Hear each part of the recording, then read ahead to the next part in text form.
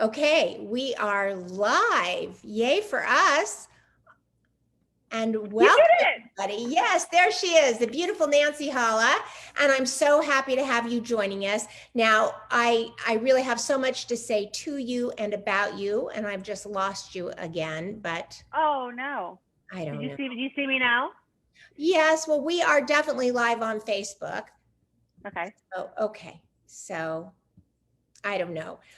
We have a great audience. I have to follow us along here on Facebook. Let me just do it because a lot of people will be chiming in. There we go. And I will be able to, we've already got 12 people who are here trying to find us, which is awesome. So I really want to thank you, number one, for doing this and being here. You have been an inspiration to so many people throughout the years.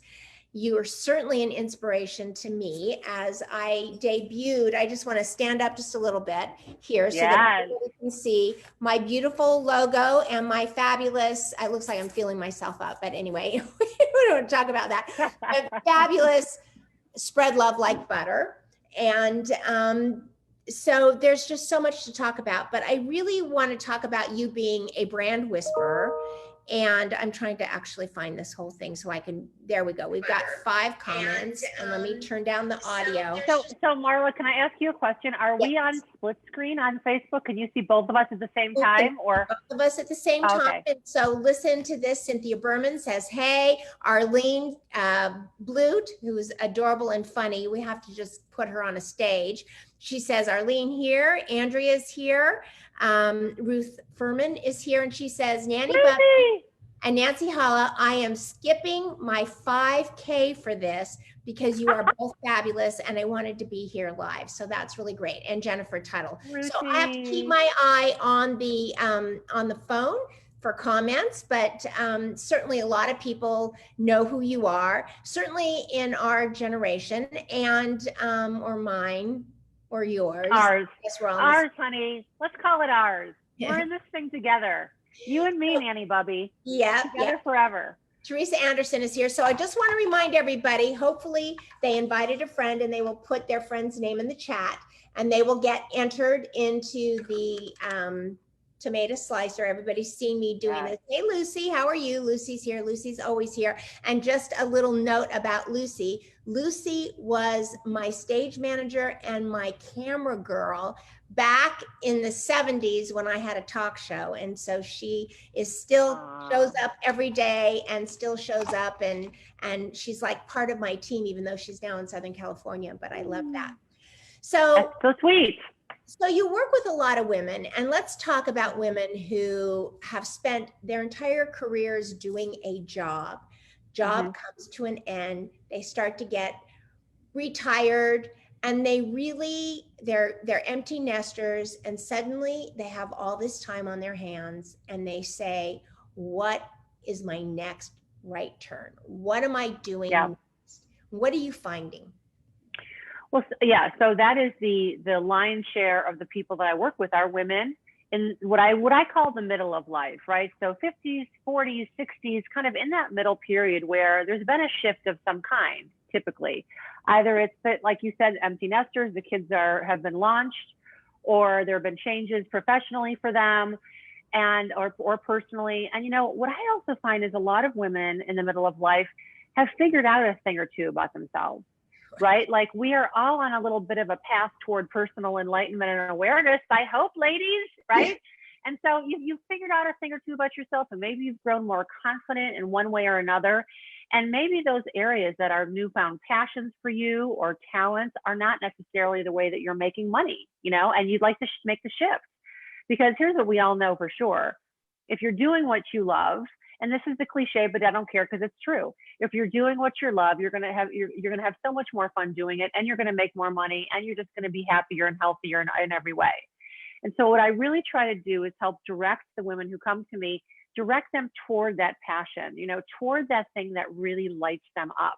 What do you love talking about? What do you love doing? When you think about rolling up your sleeves and putting your hands in the clay, as it were, what is the clay? Is it like Nanny Bubby, my darling friend who loves to make eggplant parmesan and grow her vegetables and make her fabulous challah bread and her brisket? I mean, that is a hugely creative act and a source of great love for you. I know that because, you know, I've had many tearful conversations about it, and I know what it means to you.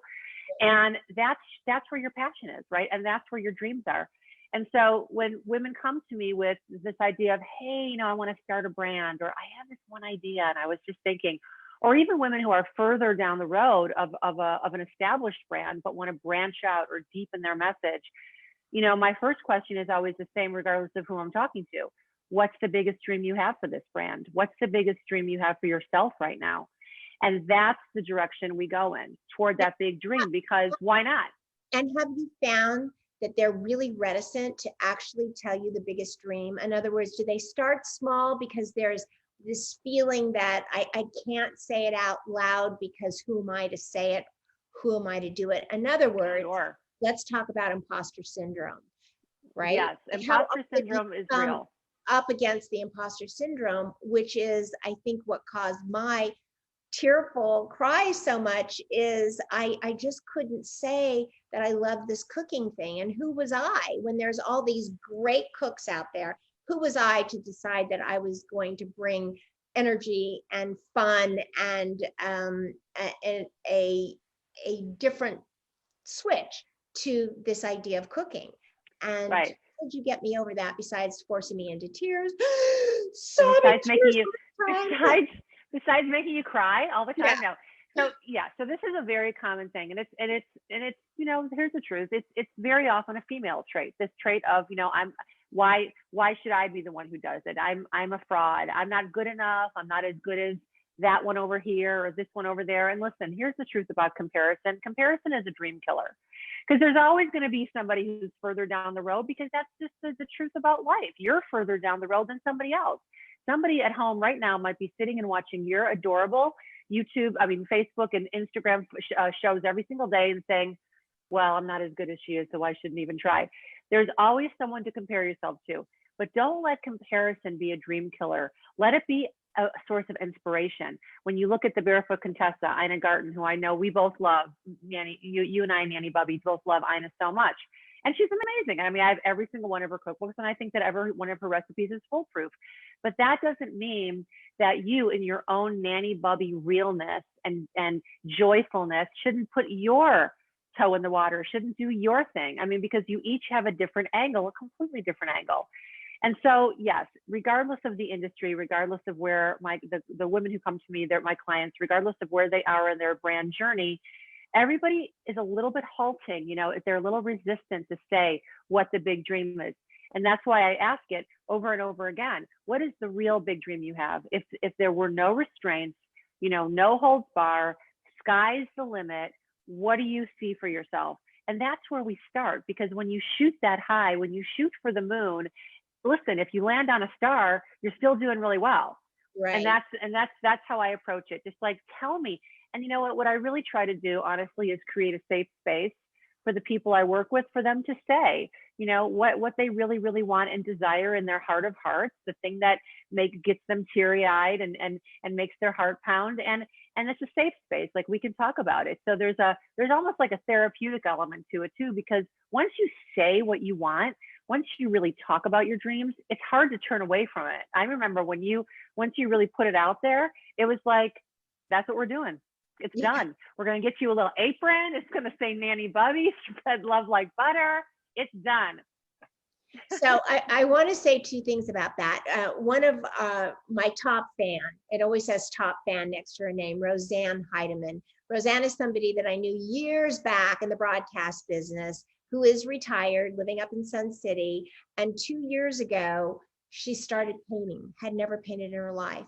She posted something on Facebook that she had won this contest.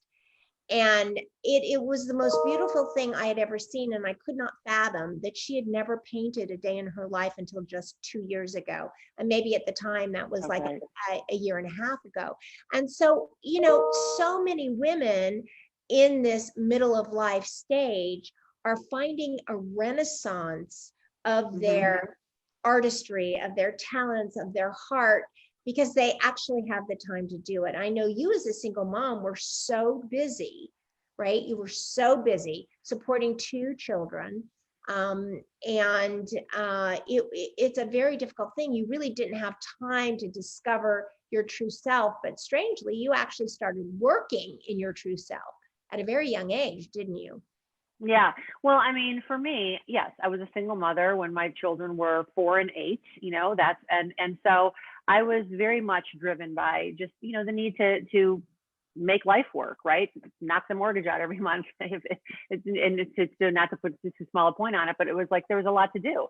And so I had to work, and I'm a writer. And so I wrote, I figured out ways to write. But I think what you're talking about is so true. And it's kind of what I was saying before, how, when you really start following your passion and finding out what lights you up and realizing you've got some talents, or at least you've got some really, really deep interests. And so for your friend who discovered at a later age that she's an artist, I mean, how beautiful. And that's exactly right. All of a sudden you might have more time than you ever did before. You've raised your children, or you've had the career, or, or whatever it might be. And you've got all of a sudden a little bit more time in the middle of life. And I think that also in the middle of life, we're making more time for ourselves, right? Self-care is a real thing that we're all really wanting to dip into. Self-care, self-awareness, time to meditate, get enough sleep, all of those things that we think about all the time. And so with that, swimming in the pool of self-care, you start thinking about, okay, well, what do I really love? And what am I maybe good at that I never really realized I was before? And, definitely your friend who's the painter, good for her. That's amazing. I applaud that. I really applaud it. And you know what I applaud most of all is the bravery of it, because it's one thing to discover that you like to paint and then privately in your room painting stuff and never showing anybody, right? It's another thing altogether to put it out there in the world and say, here, I made this. Look at this. I made it. I believe in it. I love it. And that's what creativity requires. Any creativity, whether it's cooking a meal, whether it's painting a painting, whether it's composing a piece of music, or whether it's starting a new brand, it requires that bravery around your creative spirit. Courage, because there's a fear of judgment. What if it's not? Yes. I'm not Ina Garden. I'm not, But you also put out a vegan cookbook, which was an amazing feat for you. So cooking is not strange to you. It was a very important part of your life with your children. And I really have to say to everybody, I look at Nancy and I find that for her, she was a liberated woman. And by that, I mean this. It's the exact opposite of what you would think. I think there's a lot of kitchen shaming and a lot of kitchen shame in younger women. And I remember feeling it even myself. I was well educated. I'd been a career woman. All of a sudden I had became a sick stay-at-home mom, but I didn't want to be barefoot and pregnant and in the kitchen. So I really resisted this kitchen thing, this cooking thing. I thought it was demeaning to me. And there's a lot of women who are attorneys, doctors. Oh no, I don't cook. I don't cook. I don't cook. And there's this like shame about being in the kitchen, yet you being a part of this forerunning, actually liberated female, found yourself liberated above the, oh, I don't cook. I'm too good to cook thought. Yeah. I never felt so here. So a couple of things. First of all, I love food very, very much. And not only do I love to eat food, I love to talk about food and think about food. And sometimes when I go to bed at night, I take cookbooks into my bedroom and circle recipes that I want to make. So food has always been a source of enormous interest for me. And, I had 2 children. I mean, listen, those kids of mine were student athletes. My daughter's 6'1", my son is 6'4". They were, came home hungry every day after school. I mean, it was not going to work just to, open up a box of macaroni and cheese. Not that I'm not shaming anyone who does that, but it just, there was so much volume, okay, that needed to be put on the table, to be perfectly honest with you. But no, you know what, from the get-go, I will say that I've always viewed cooking as a creative act. It is, honestly, it's my love language. If you're familiar with Gary Chapman's love languages, and I don't know exactly the words to use to describe this, but to serve somebody a plate of food, to nurture them in that way is very much the way I show them that I love them. Yes. And whether it's my children or my, soulmate partner or my best friends or my family members, and I know that you feel the same way. There's something so beautiful about putting good, healthy, nourishing, delicious food on the table for the people you love, and then watching them enjoy it. And, and it's just like, oh my goodness, that is, to me, that's a gift. So I always just felt like, wow, what a gift I get to feed these kids, that I have the resources to buy good, nourishing food, and that I have the creative energy to make it. So for me, it felt like a total privilege. I mean, to feed those kids of mine and to feed everybody I love. So yeah, I never had that feeling of like, oh, I don't cook. But here's, oh, go ahead. You're going to say something. oh, here's what I was going to say. I don't really think it's about I'm too good to cook. I really think it's about I'm ashamed because I don't know how. And that's where I think you're really helping people, because you are so friendly and so accessible. And women think that they can come inside your kitchen and learn, simple things like, hey, here's how you make a chicken stock. It's not that hard. Look, watch me do it. And that's a real gift. It really is, because I think that most women, not just women, most people would want to cook meals for people that they love if they felt comfortable doing it. And that's one of the reasons I taught my kids to cook.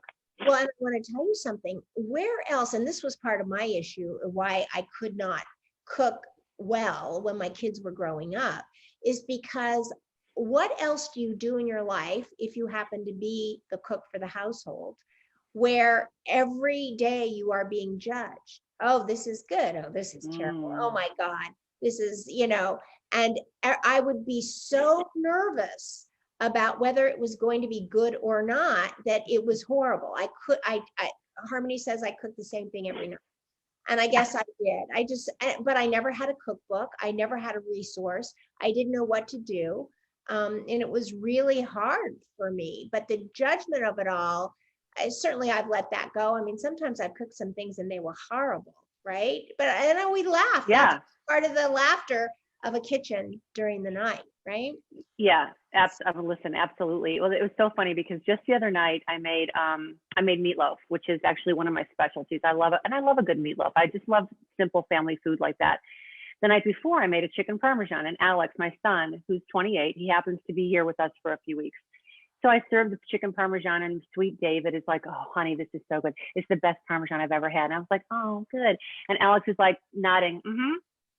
And then I thought, okay, And then the next day I served meatloaf with some mushroom gravy and roasted potatoes and broccoli, and even some sauteed shishito peppers on the side to spice it up. And he's eating, and like, yeah. Mm-hmm. And I said, okay, stop. Stop. Yeah, that's Alex. Mm-hmm. Mm-hmm. Yeah. And I said, okay, so Alex, here's what I need from you. When something is really good, I need you to tell me it's really good, because it matters to me that it's really good to you. That's why I cook it, because I want you to love it. And he was really startled. He goes, "Oh, Mom, yeah, it's really good."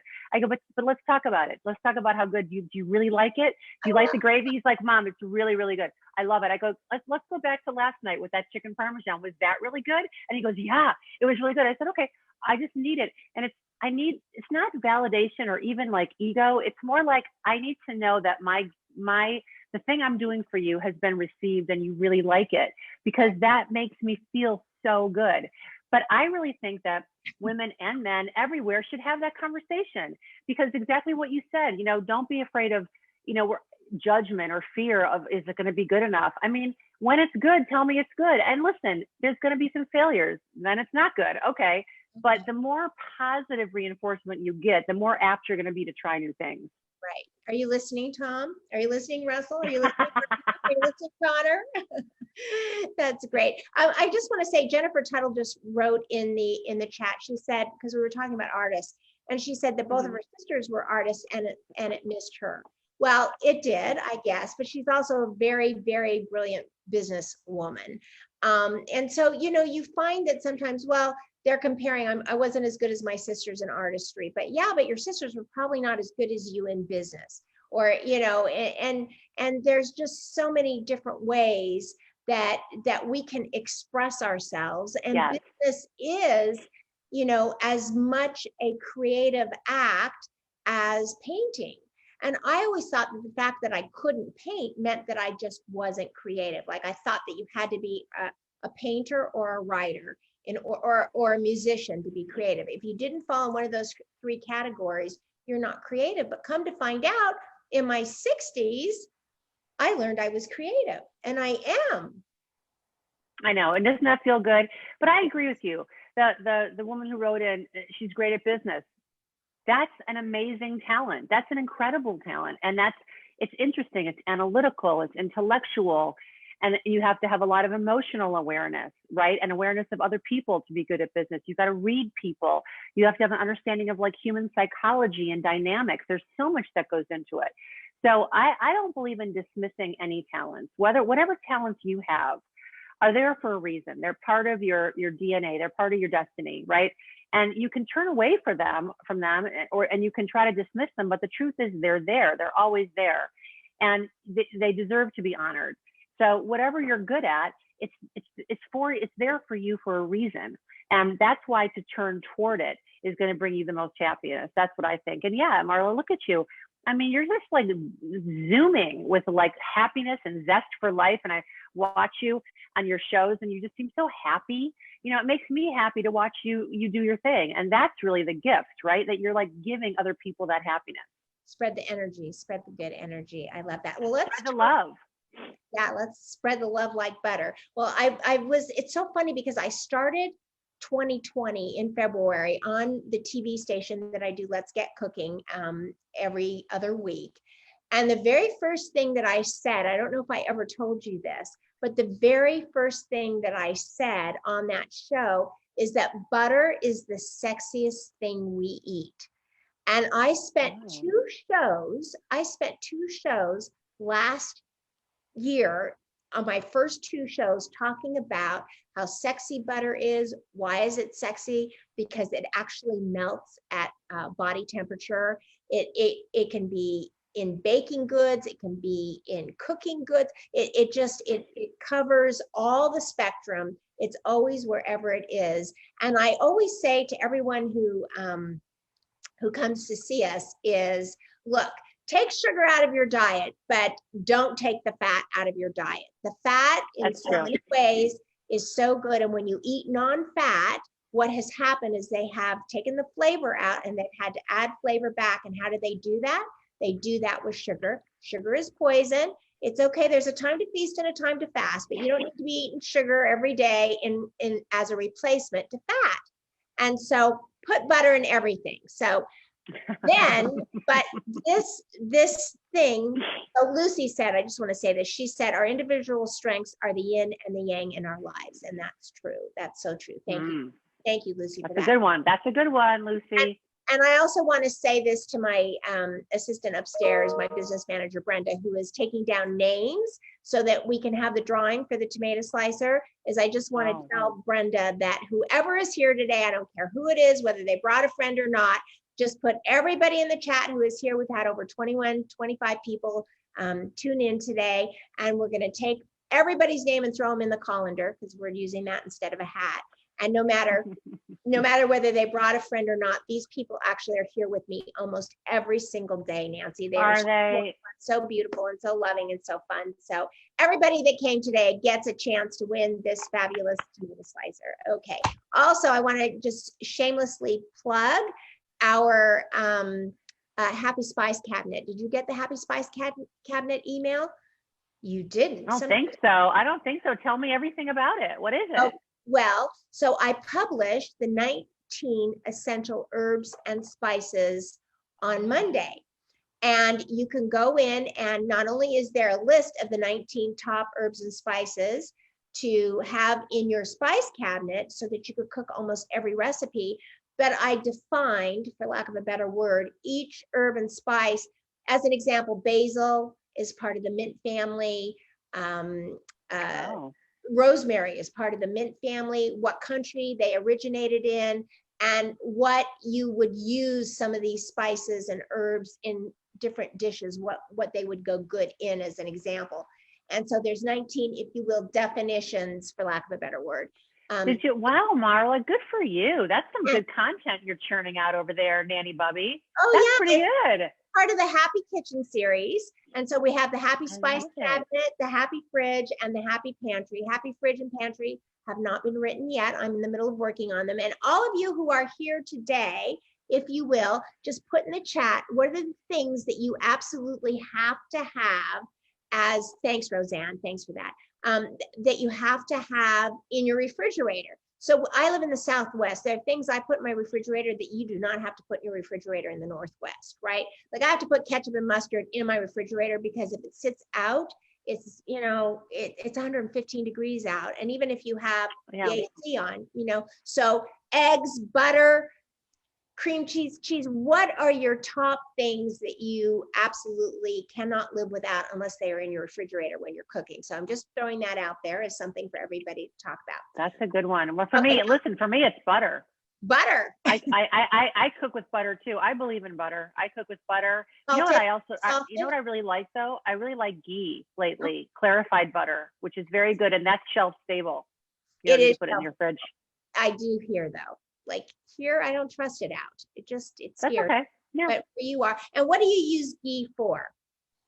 Well, ghee, it's great to saute things, right? Because it doesn't have a smoke point, a burning point the way butter does, because it's been clarified. So the dairy, the casein has been removed from it, right? So it's a very, very great way to saute anything that you want to saute for a longer time. Ghee is just a nice thing to use. And then of course, if you are doing no dairy, right? So like if you're doing like the Whole30, for example, no dairy for the month of January, that's a diet that a lot of people follow.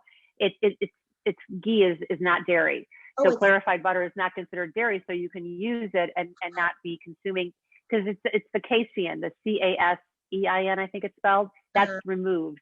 That's the troublemaker in dairy. So it's removed. I wonder if ghee is considered a pariv, you know, where you could be, well, for kosher anyway, you don't know anything about that, but no, I know a little bit about it. Don't I know, you know a little bit. You know a little bit. So let's a little bit about it. And Tawny Bennett is here. Hey, Tawny. Thank you for being here. So let's talk about spread love like ghee. That's going to be the next thing. Spread love like ghee. No. But do you use salted or unsalted, or do you have both in your refrigerator? No, unsalted all the time. All the time, no matter what. Unsalted, never salted. If anybody ever tried to bring me salted butter, I mean, I was like, actually somebody did once. It was a mistake. They went grocery shopping for me and it came back with salted. And I was just like, you sent them back. You sent them back. Okay. Yeah, because you got to control your own salt levels. And I have very specific salt needs. I mean, I love salt. I believe in salt and butter. I'm just like Ina. Ina throws a stick of butter and a handful of salt and everything she makes. God bless her. I know. Everything with her starts with a pound of butter. Here comes the butter, but she's right. And she doesn't non-fat anything. She's too smart for that. And you know, when I really started eating butter and stopped eating non-fat, I lost a ton of weight. Oh yeah. Well, fats. I mean, and definitely good fats like avocados and nuts. I mean, there are good fats that you need for sure. Yeah. Okay. So let's talk about spread love like butter. Yeah. So what do you want to talk about? Well, we've got a secret about spread love like butter, and I really want to give you all the credit for this. So as Nancy and I work together, Nancy helped develop my website, which I love. And when that debuted, Nancy, I got so much positive feedback on it. It was really incredible. It is beautiful. Yay. 1,000 steps up from what I had out there, and I really felt like I was, I don't know, what did I feel like? It felt like I was presenting myself to the world in a way in which I wanted to be received, that it was a representation of what I feel about myself. It had love in it, it had beauty, it flowed. So now I'm going to start crying, but so thank you so much. And the feedback, if I haven't told you, has been absolutely wonderful. And I'm so glad, Marla. There's nobody, I mean, listen, you were a prized client. You were ideal in every way. It was so fun to work with you because you were so honest and transparent. And that's really what it takes. You know, we were able to get to the beating heart of your brand because you were honest about it, you know, and you spoke and I listened, and together we created something really cool. And I'm so happy about it. You did. And you pulled out of me the words spread love like butter, but you didn't just say, oh, here's a tagline I think you should use. You worked through and suggested and really, through the things that I said, it formed Spread Love Like Butter, which I would have never seen or heard or understood, but you then regurgitated that back to me and said, I really feel this is for you. And the minute I heard it, of course, I started crying. But tell us, so Nancy actually created that line, Spread Love Like Butter, through not pulling it out of the air and thinking she was a marketing genius, but through listening, through really hearing the person that you're working with. So tell me, what process do you go through when you come up with stuff like that? Yeah, well, so that's really the result of a lot of heart-to-heart conversation. I mean, this is the thing about getting to the heart of this dream that you have and I use the word brand as sort of a catch-all. It's really about your dream, your vision for what you want to put out into the world, right? When you have the impulse of putting out something beautiful or helpful or useful or uplifting into the world, that is a beautiful impulse as a human, right? Like we're all better if we're all putting and contributing good things into our shared experience. And so I really honor that. When somebody has a dream like that, I really try to listen, as you said, as intently as possible.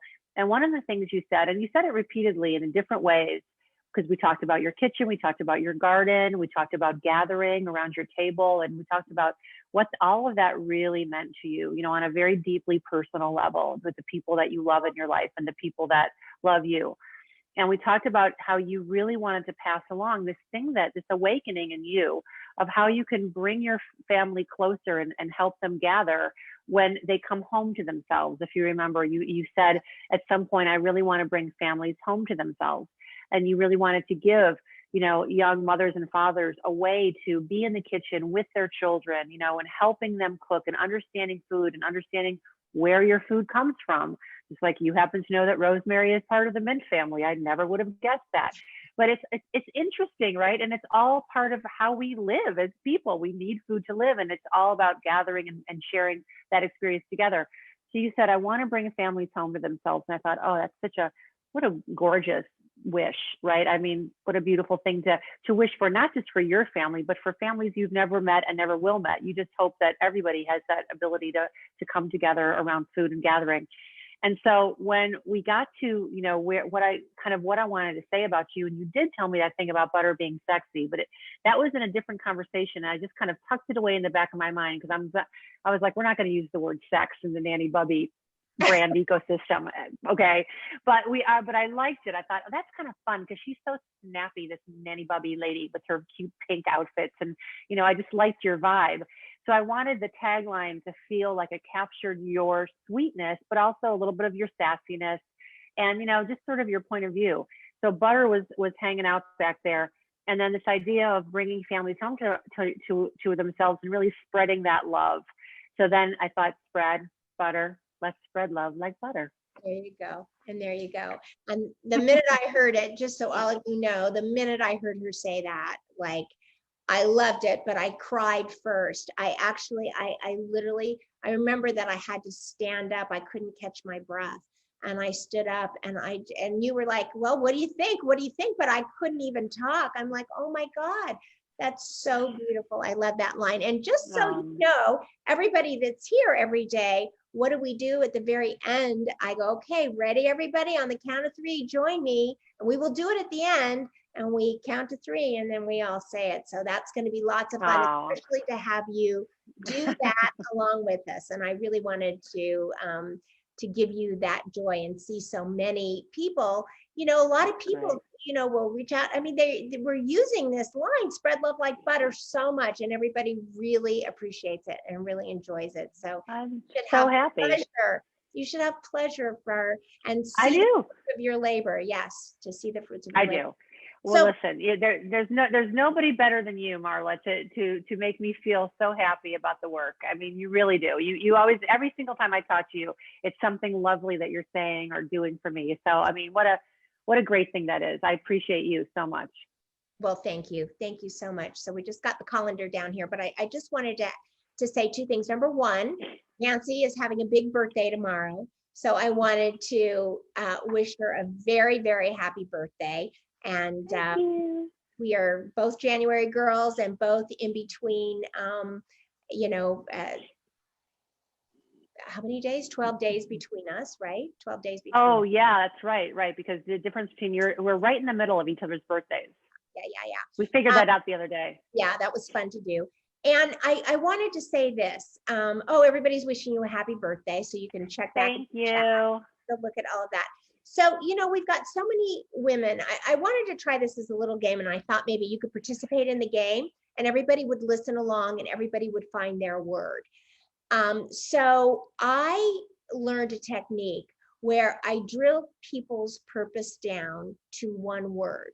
I didn't. I just walked them through a technique, and believe it or not, they were able to get to their life's purpose in just one word. And believe it or not, that word does not change. Your situation in life may change, but your actual real purpose, the one word, will not ever change. It's what you were here to give. So if everybody's listening, do you want to play along and I'll walk you through it? Yes, of course. See what your word is, and everybody listen along, because you will be able to hear your word come about, and maybe you all put it in the chat when we're done. So I was reading a book along with a friend. I think I always want to call it The Millionaire Next Door. It was a Mark Victor Hansen book, actually. And it's not The Millionaire Next Door, but it was, I can never remember the name. But anyway, we got to this chapter where he said, learn your purpose in one word. Learn what your one word purpose is. And I turned to my friend and I said, oh my God, like, I'm 48 years old. I've been trying to figure out my purpose my whole life. How am I ever going to do this? There's no way I can do this. And she said, oh my God, it's easy. I did it. I read the chapter ahead and I was able to do it in 1 minute. I said, that's impossible. How were you able to do that? And she said, it's so easy. And I said, well, what's your one word? And she said, my one word is joy. I said, how did you know that? She said, well, whenever I'm with other people, I want to know that I am bringing joy to them. And that's what I want to give. And I looked at her, and as I said that, as I listened to her tell me what that one word was, I knew my one word. It just hit me like that. So right now, that one word just hit you. I could see it hit you on your face. So for you, what was that one word? Upliftment. Upliftment. There you go. Totally. Everybody. I like to lift people. Lift them up. Lift them up. Anybody else? Anybody else? So my one word is inspire. I actually thought you were going to come up with the word nurture. No, it's in the same vein. It's in the same family, but your word is upliftment, and you have to hold on to that. So John Gordon book is one word. Oh, it wasn't the book. Somebody said that there's actually a book called One Word, which is a book I never heard of. So Roseanne said encouragement came to her. Teresa said service. I love this, you guys. Tawny said encourage. Brenda said joy. Who's upstairs listening? I could hear her say it out loud. Andrea Adabashi, sorry, Andy, said helpful. Who else? Judy Wood said soar is my 2021 one word. She sells real estate, that's why. Good. That's a good one. Jennifer Tuttle said reliability. Lene Hogue said love. Look at that, you guys. That's an amazing gift. Brenda Mills said peace and strength. That's 2 words, Brenda. Choose one. Brenda, no fair. Yes. No fair, Brenda. Arlene said fun. And I can tell you that because Arlene is the funniest person ever. So whenever you're in a situation with Arlene, she will find a way to make you start laughing hysterically. You know, she changes the energy in a room immediately with just fun, fun, fun. And Ruth Furman said undaunted. So there you go. Look at what we just gave all these women. How do you love that? I love it so much. And Lucy said laughter. So, okay. I mean, we could be here all night, but I'll stop there. But thank you, everybody, so much for joining us. We are going to do this. Okay, yeah. Who's going to win? I'm excited for whoever wins this really nifty device. Oh, wait. Four more just came. Oh. 4 more just tuned in. So I have a question. I have a question about this giveaway. Yes. So any knife at all will work as you Oh, no, pass it's it not a through? knife, Dar. It's not a knife. Can you Oh. see in there? There's a blade in there. Can you see that blade? Oh. You see that? Okay. I didn't realize. I thought you. Okay, got it. No. And see the hole. Well, there's I get it. you see it, and then you put I get it it. in, and it slides right through it.